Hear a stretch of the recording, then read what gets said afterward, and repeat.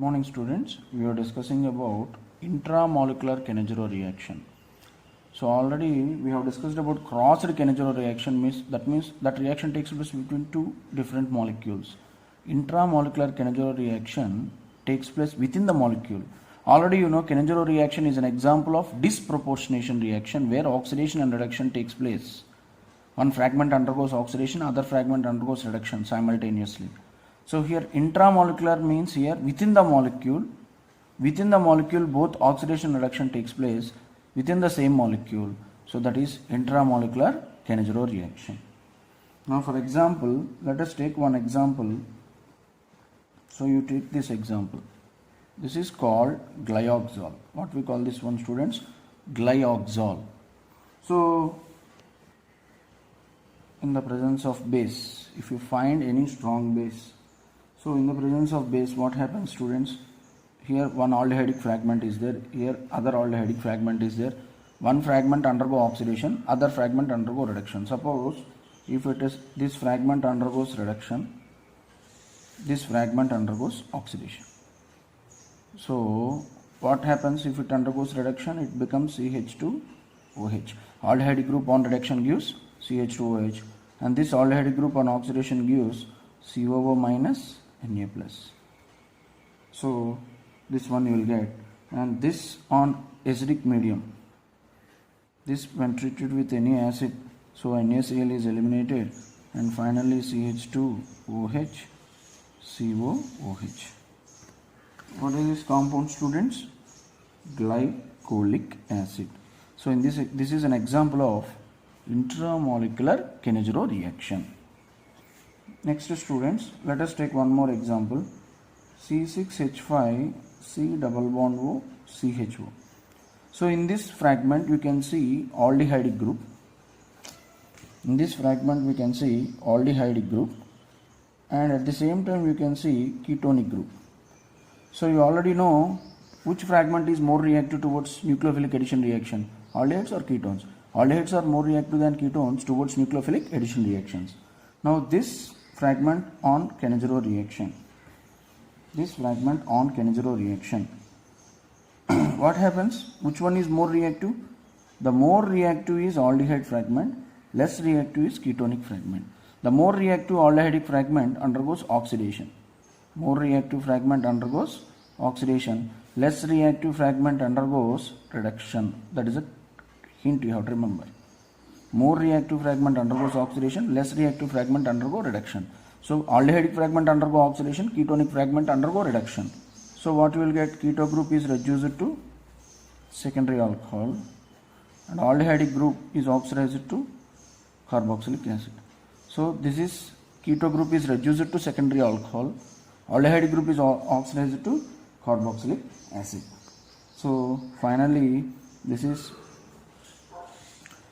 called sodium salt of mandelic acid. This is called sodium salt of mandelic acid. This on treatment with acidification. So NaCl is eliminated, and finally you are going to get NaCl is eliminated. Finally you are going to get C6H5 CHOH COOH, and this acid we call it as mandelic acid. This acid we call it as mandelic acid. Okay students, these are the best example for intramolecular Cannizzaro reaction. These are the examples of intramolecular Cannizzaro reaction. Now we are going to see some applications, especially for IIT students. Even for NEET also you can take applications. Here I am going to use two named reactions. One is aldol condensation and Cannizzaro reaction. Both how they give the bits in competitive exams by mixing aldol and Cannizzaro reaction. So students, here see, actually one technique you have to remember. During cross aldol condensation,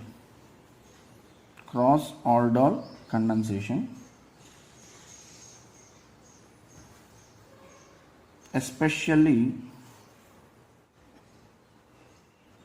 with formaldehyde, see, I am taking acetaldehyde. Already you know this is acetaldehyde. How many alpha hydrogens are there? 3 alpha hydrogens. Suppose in competitive exams they will give, if you condense this cross aldol condensation with formaldehyde, 3 moles of formaldehyde, on arrow they will give NaOH. Very simple, students. It's because if you start writing mechanism, it will take so much time. So here what you have to remember is, if formaldehyde is given on condensation with acetaldehyde, see here you count the total number of alpha hydrogens.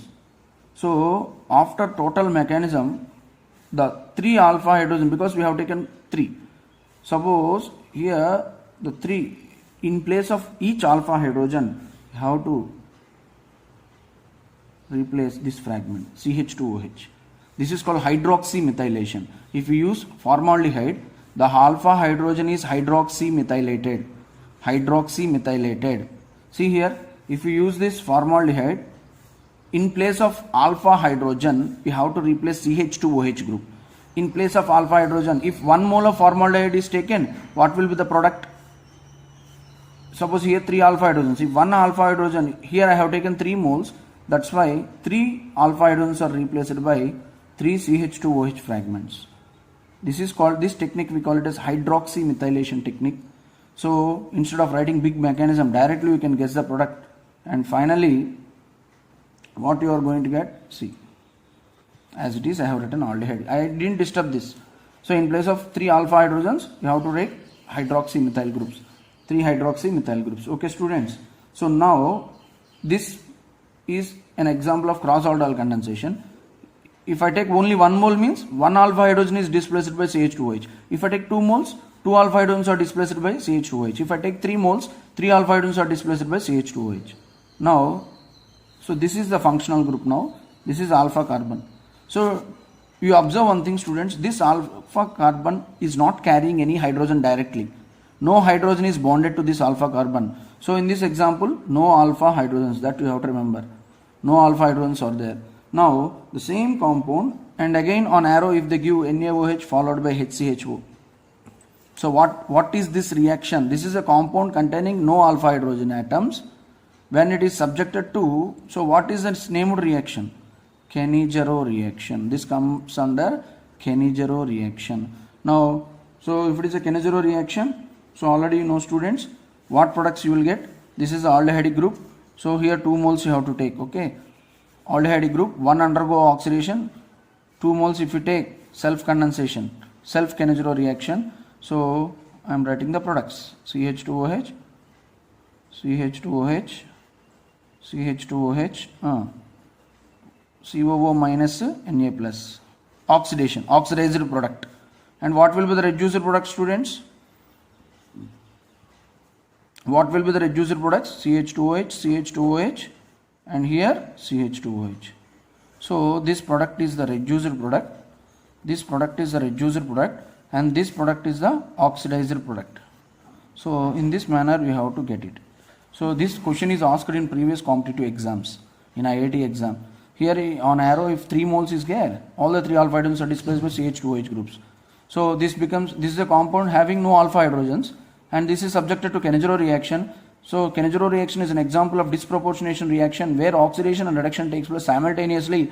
So if aldehyde group undergo oxidation, it forms this COONA. If aldehyde group undergo reduction, it forms CH2OH.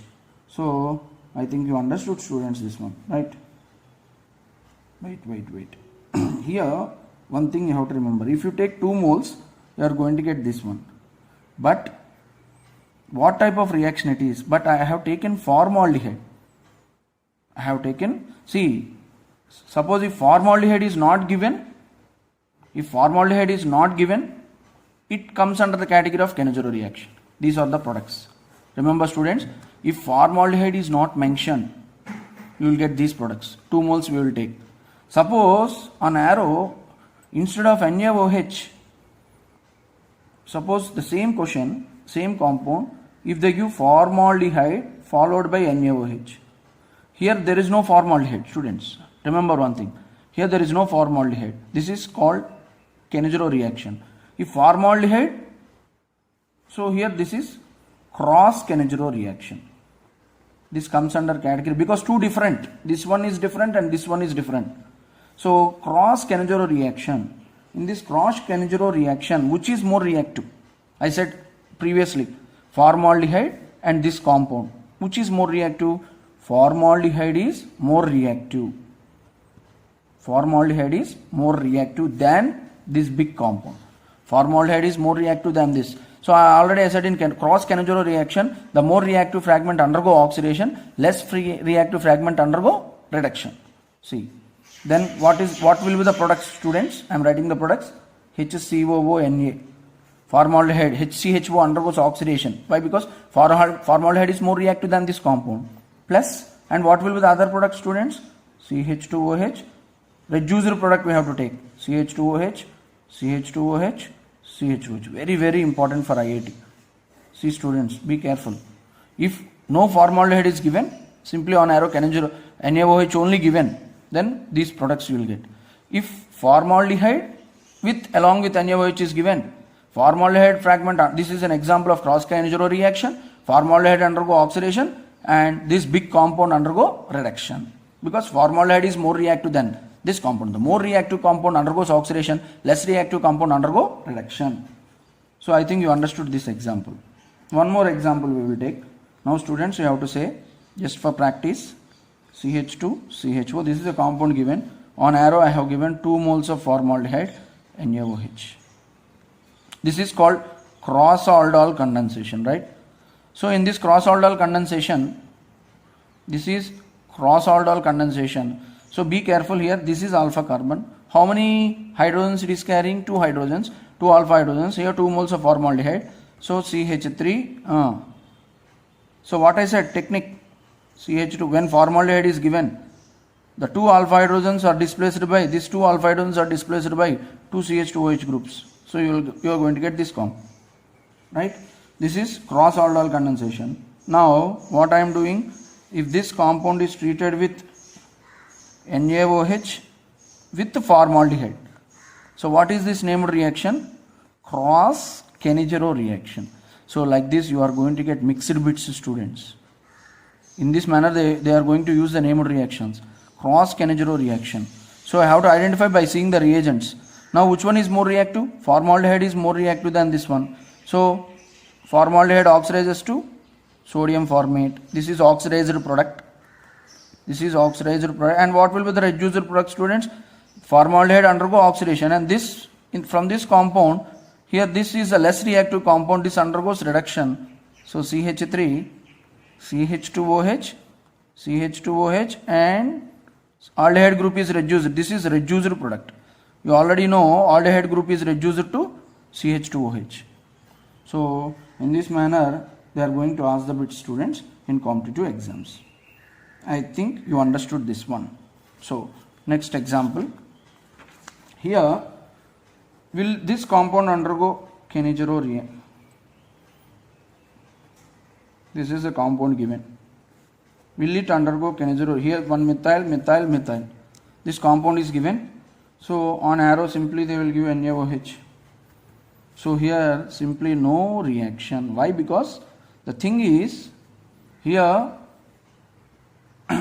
during the mechanism, due to steric factors, this methyl and this group, hydride shift is not possible during the mechanism. Hydride shift is not possible. Hydride shift is not possible during mechanism. While writing mechanism, hydride shift is not possible due to steric crowding of bulky methyl groups. Due to steric crowding. Due to steric crowding of bulky methyl groups. Due to steric crowding of bulky methyl groups, it's not possible. Now one more example I will take. Whatever the compound it may be. So this is a compound given. So in this 2 aldehyde group NaOH, simply they have given some NaOH, it is given. What you are going to get? One fragment undergo oxidation, one fragment undergo reduction.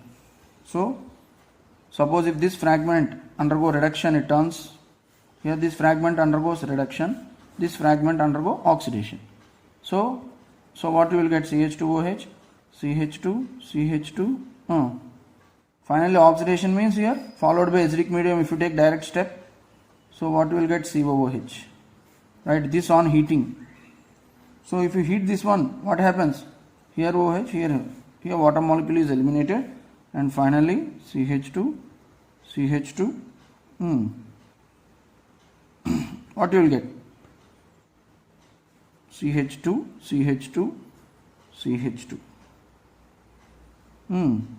C double bond O. Here O. So this is called lactones, cyclic ester. It is an example of cyclic ester. These are the applications of this. Next, students, I think you understood this example.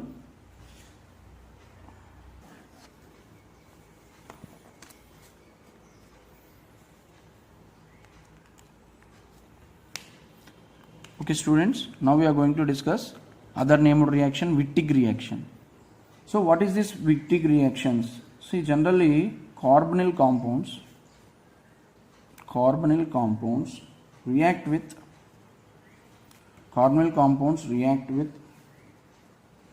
phosphorus halides. Carbonyl compounds react with phosphorus halides to form alkenes. This is a statement of Wittig reaction. Carbonyl compounds react with phosphorus halides to form alkenes. Carbonyl compounds react with phosphorus halides to form alkenes. See, students, for example, let us take acetaldehyde. See, first of all, you should know what is meant by phosphorus halide. See, what is the covalency of phosphorus? 5. See, these are the alkyl groups. Covalency of phosphorus is 5. See here, these compounds we call them as phosphorus halides. Phosphorus surrounded by these covalent bonds. Covalency of central phosphorus is 5. So this is phosphorus halide.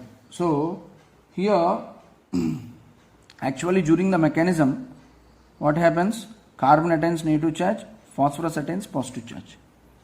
During the mechanism, phosphorus, if pi electrons are transferred this side, carbon attains negative charge, phosphorus attains positive charge. Now let us take one example. You know, acetaldehyde, best known example. Acetaldehyde reacts with this phosphorus halide. Now what happens? O minus, here plus, right? So here the negative charge, it acts as nucleophile and attacks this carbonyl carbon. After that, what you are going to get? See here, CH3, CO minus H. Next, CH2. So simply I am writing PPH3, right? The total PPH3 fragment. pH represents phenyl group. So what happens here? O minus, and here PPH3 plus. So here this is called betaine intermediate.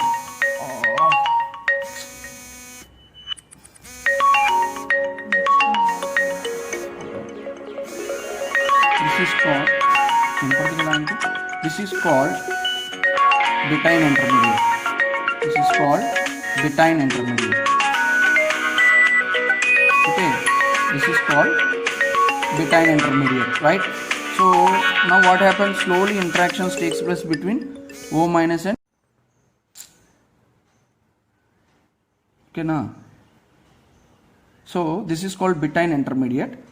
Now what happens? This undergoes,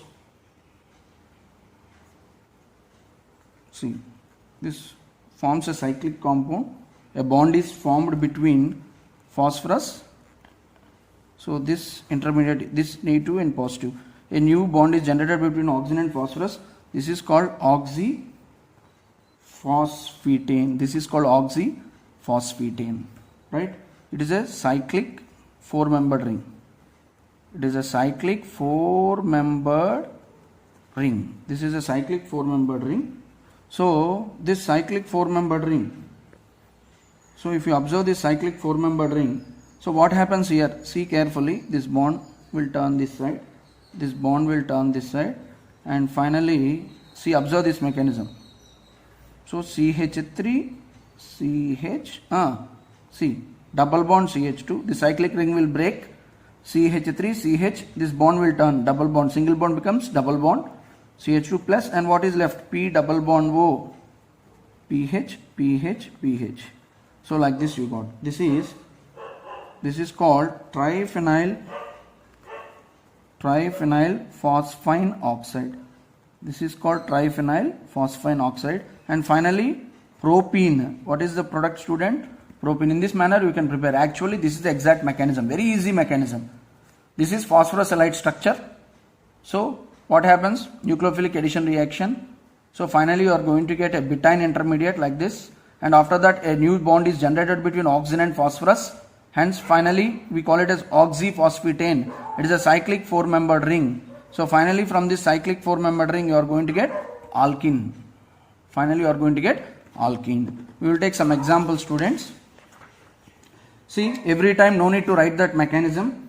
So I will say one technique for you. So easily you can remember. Suppose if this alkene, you have to write alkene in this manner. Sorry, carbonyl compound aldehyde in this manner. And that phosphorus halide you always write in this manner. So on arrow just heat it.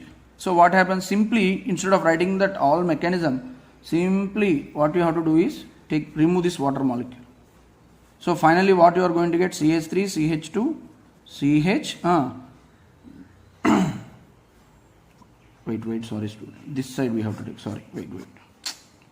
CH3, CH2, CHO. Like this you write. Plus you write in this manner. PPH3 double bond CH2. Phosphorus fragment should face this. So observe this, students. Just you remove this. So what is removed? PH3, P double bond O plus CH3, CH2, CH double bond CH2. Directly just join these two fragments. This double bond CH2 must be joined to this carbon. This double bond O PPH3, this will be eliminated. Just join. So we have to write the two fragments in such a manner that carbonyl group should face triphenyl phosphorus fragment. So one more example. CH3, CHO plus PPH3 double bond CH2.